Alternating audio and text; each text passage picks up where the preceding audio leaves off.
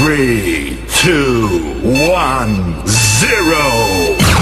الصاروخ الباليستي الذي أطلقته كوريا الشمالية باتجاه بحر اليابان رأت فيه كوريا الجنوبية جسا لنبض الإدارة الأمريكية الجديدة، لكن الفيديو أظهر وكأن الزعيم المفدى كيم جونغ أون يجس نبض معاونيه حول ولائهم له الذي يعبر عنه بالضرورة بالتصفيق.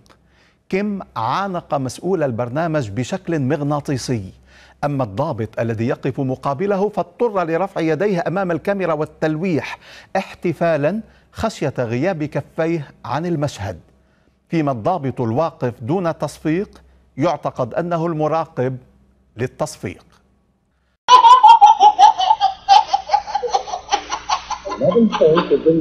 المثل يقول ما متت ما شفت مين مات. وزير الدفاع الكوري أعدم قبل سنتين بقذيفة مدفعية حيث ضبط متلبسا بالسهو والنوم في احتفال حضره الزعيم.